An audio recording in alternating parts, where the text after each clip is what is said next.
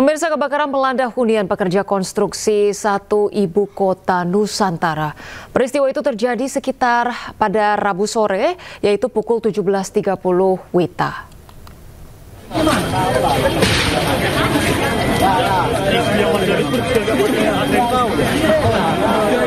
Api membakar bangunan hunian pekerja konstruksi 1 di sebagian lantai 2, 3, dan 4 ibu kota Nusantara.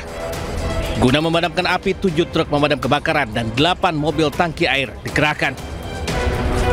Beberapa jam kemudian atau sekitar pukul 19.00 waktu Indonesia Tengah, seluruh kebakaran sudah diatasi petugas. Tidak ada korban jiwa dalam peristiwa ini. Tidak ada korban jiwa. Para pekerja sedang dalam proses dipindahkan ke hunian tower lainnya. Saat ini aparat sedang melakukan investigasi atas peristiwa tersebut. Guna mengetahui penyebab kebakaran, aparat tengah melakukan investigasi.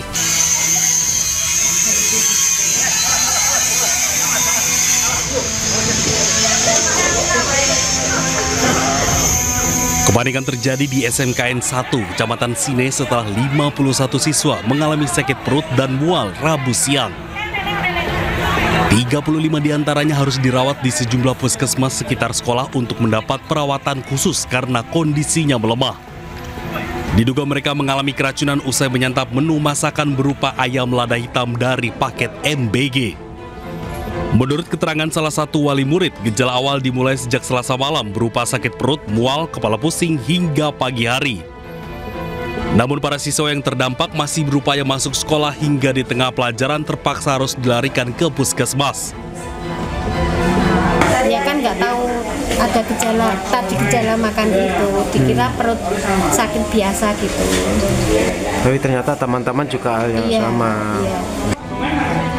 Saat ini Pemkab Ngawi melalui Dinas Kesehatan terus memantau perkembangan para siswa yang diduga keracunan tersebut. Sementara itu, korban keracunan massal siswa di Kecamatan Kadungora, Garut bertambah menjadi 148 siswa. Korban berasal dari 4 sekolah, SMP Negeri 1 Kadungora, SMP PGRI Kadungora, SDN 3 Talagasari, dan SMA An-Nisa. Korban keracunan yang masih dirawat di Puskesmas Kadungora berjumlah 59 orang, di Puskesmas Leles sebanyak 33 orang, di RSUD Dr. Slamet Garut 3 orang, dan pasien rawat jalan berjumlah 53 orang. Keracunan tak hanya menimpa siswa saja, melainkan seorang penjaga sekolah pun menjadi korban. Ada rasa yang aneh nggak pas diminum susunya itu? Nggak ada, biasa. Jadi rasanya apa aja Pak tadi yang dirasa? Gejala susu aja gitu? Mual, ini ngayar, jantan, punya rasa muntah 2 kali. Ia mengalami gejala yang sama, langsung lemas, mual, dan pusing usai menyantap susu bantal menu MBG jatah pelajar yang tidak hadir sekolah. Tim Liputan iNews melaporkan. Parade kapal perang TNI AL di Teluk Jakarta yang disaksikan langsung oleh Presiden Prabowo Subianto. Kita akan langsung menuju ke Teluk Jakarta untuk menyaksikan parade. Prajurit terbaik dididik dengan berbagai macam taktik serta dilengkapi dengan peralatan-peralatan khusus. Hadirin yang kami hormati, inilah mereka dalam sebuah demonstrasi simulasi operasi peperangan laut khusus.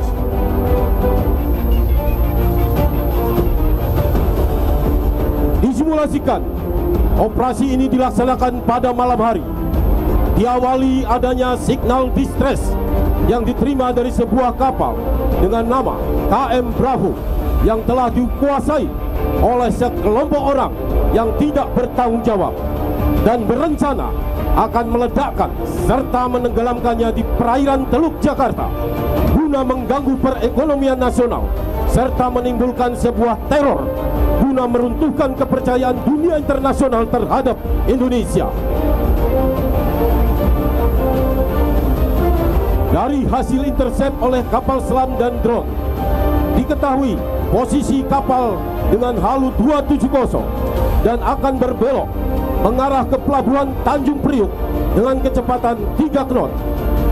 Untuk itu, maka Panglima Koarmada RI memerintahkan Panglima Koarmada 1 untuk membentuk satuan tugas dengan menjadikan KRI Semarang sebagai kapal markas.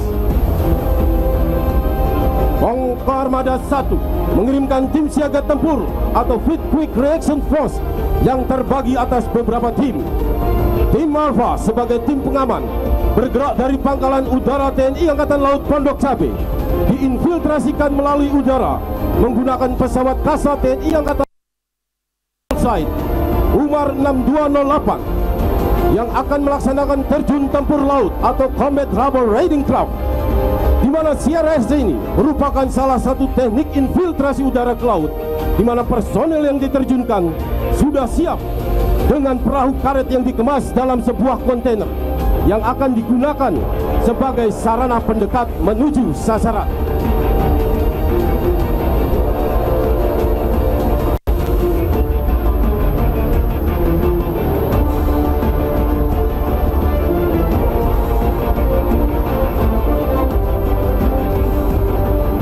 Infiltrasi ini biasanya dilaksanakan pada malam hari untuk sebuah kerahasiaan. Selain itu juga dikirimkan satu tim lagi dengan nama sandi Tim Bravo. Tim ini akan melaksanakan pengintian taktis melalui lintas permukaan dan bawah air dengan menggunakan wahana subskimmer.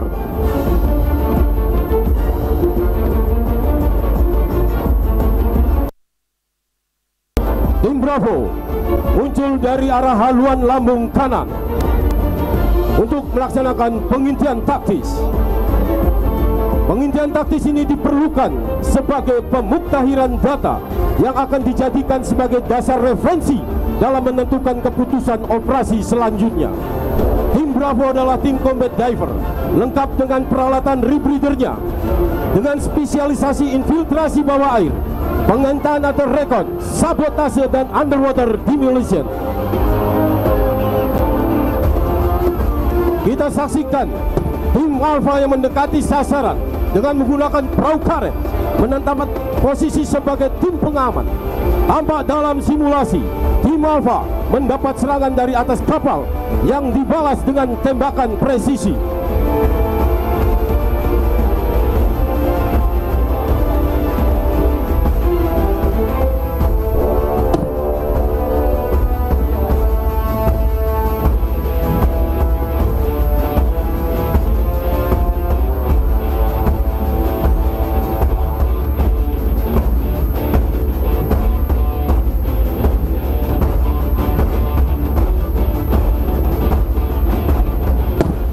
Selanjutnya dari kapal markas meluncur tim Charlie yang bertugas sebagai tim serang dengan 2 unit Sea Raider sebagai tim tabir akan melaksanakan tembakan perimeter menggunakan Gatling gun kaliber 7,62 mm yang merupakan jenis senapan mesin putar dengan 6 laras dengan pendorong berdaya listrik yang dapat menembakkan 2.000 sampai 6.000 butir peluru dalam 1 menit.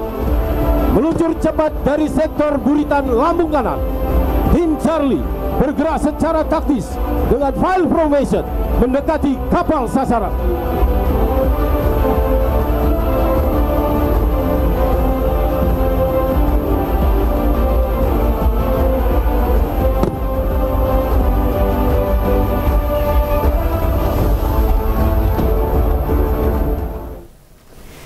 Ya, pemirsa, itu tadi baru kita saksikan bersama di mana menjelang HUT ke-80 dari TNI. Pemirsa, tadi puluhan kapal perang TNI AL menunjukkan langsung kekuatan maritim di hadapan Presiden Republik Indonesia Prabowo Subianto. Baik, kita ke informasi lainnya, pemirsa. Hujan deras disertai angin kencang melanda sebagian wilayah Tulung Agung, Jawa Timur. Peristiwa tersebut mengakibatkan puluhan rumah warga rusak.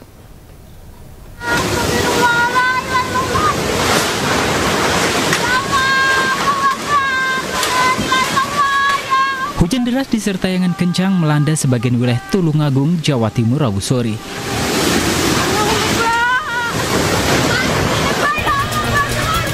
Peristiwa tersebut mengakibatkan puluhan rumah warga rusak serta pohon tumbang di beberapa titik. Berdasarkan data sementara yang masuk, diperkirakan lebih dari 50 rumah warga mengalami kerusakan. Kerusakan rumah paling banyak terjadi di wilayah desa Doro Ampel hingga salah satu tembok rumah warga ambruk diterjang angin kencang. Beruntung kejadian ini tidak sampai menimbulkan korban jiwa.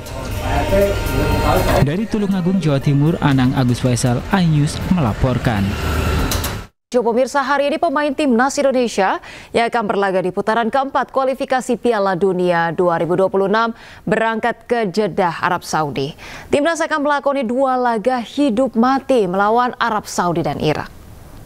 Mas Rido, mungkin ada pesan.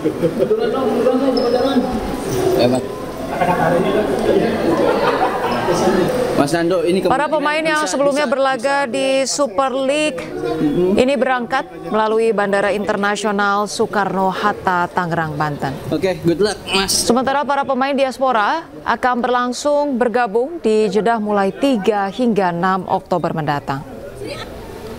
Indonesia tergabung di grup B dan akan langsung menghadapi tuan rumah Arab Saudi pada 8 Oktober. Dilanjutkan menghadapi Irak pada 11 Oktober di Stadion King Abdullah, Jeddah. Untuk kualifikasi putaran 4 ini, PSSI mendaftarkan 28 pemain pilihan pelatih kepala Patrick Kluivert yang sudah berada di Arab Saudi bersama dengan staf pelatih. Dari Super League berangkat dari Jakarta dan saya akan dampingi para pemain. Ada 11 pemain yang akan berangkat dari Jakarta dan yang lain ada yang dari Bangkok, Sananta dari Malaysia, dan yang berikutnya yang dari Eropa, ada yang dari Belanda dan lain-lain. Dari semua pemain yang hari ini sudah datang, nanti akan bersama-sama. Kebetulan Pak pelatih dan para ofisial semuanya saat sekarang ini sudah berada di Jeddah, dan besok sudah mulai tes medis awal yang sudah datang hari ini dan nanti malam. Selanjutnya nanti akan melakukan kegiatan latihan sesuai dengan.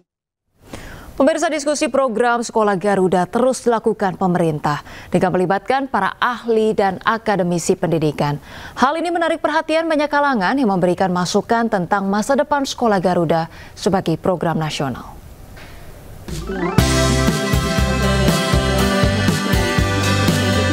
Bertempat di Kementerian Pendidikan Tinggi, Sains dan Teknologi, diskusi program Sekolah Garuda dihadiri sejumlah ahli dan akademisi di sektor pendidikan. Diskusi yang dihadiri Wakil Menteri Dikti, Sains dan Teknologi, serta perwakilan Badan Komunikasi Pemerintah berjalan dinamis dengan antusiasme dan harapan serta masukan yang mengalir dari para peserta. 2 hal menjadi sorotan utama, yakni pentingnya pembentukan karakter siswa, serta kepastian agar Sekolah Garuda tidak sekedar program pemerintah saja, melainkan program negara yang bisa berlangsung untuk jangka panjang. Wakil Menteri Pendidikan Tinggi, Sains dan Teknologi, Profesor Stella Christie menjelaskan, pembangunan karakter dan wawasan global akan jadi pondasi utama Sekolah Garuda yang nantinya memiliki 2 skema.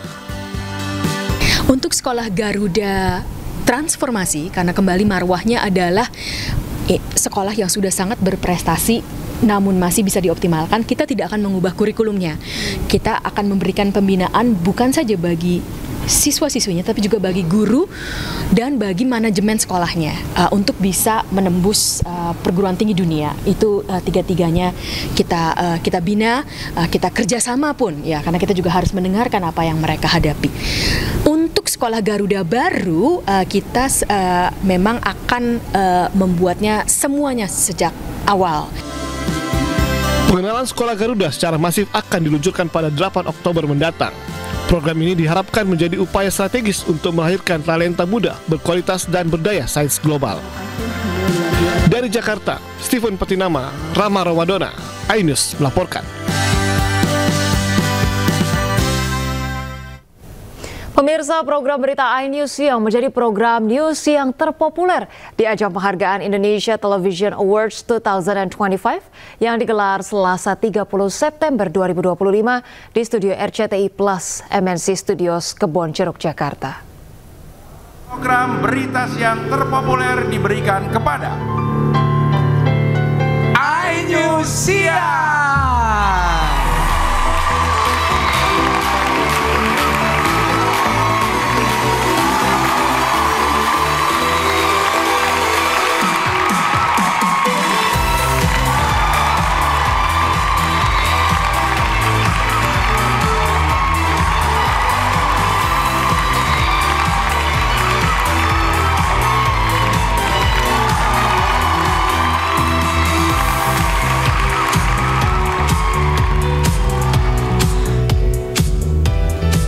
Alhamdulillah, bukan hanya menjadi TV berita nomor 1 di Indonesia, iNews juga bukan hanya menjadi berita tercepat, terlengkap, terpercaya, tapi kami terus untuk mengangkat isu-isu yang sensitif, isu-isu yang berani, bukan untuk sensasi, tapi untuk menjernihkan informasi. Kami akan terus, karena bagi kami, jurnalisme adalah perjuangan untuk mencapai kebenaran. Dan kebenaran hanya tumbuh dalam situasi yang terang benderang, bukan hal yang gelap gulita. Doakan kami untuk terus berjuang untuk kebenaran, dan doakan kami untuk terus ada menginspirasi apa yang kemudian menjadi kebaikan di Indonesia. Terima kasih. Terima kasih masyarakat Indonesia, tetap nonton televisi.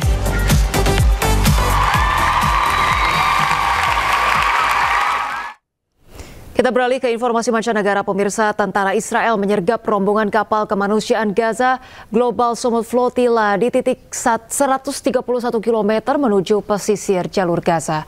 3 kapal dikonfirmasi ditangkap dengan ratusan aktivis di dalamnya, termasuk Greta Thunberg.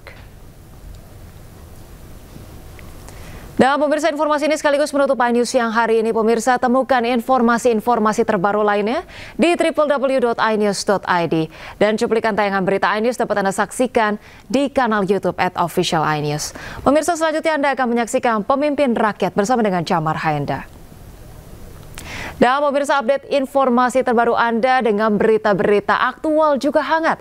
Dan sejukkan dulu dengan air mineral yang murni dan alami. Saya Rosalin Chu pamit undur diri, selamat beraktivitas. Terima kasih dan sampai jumpa.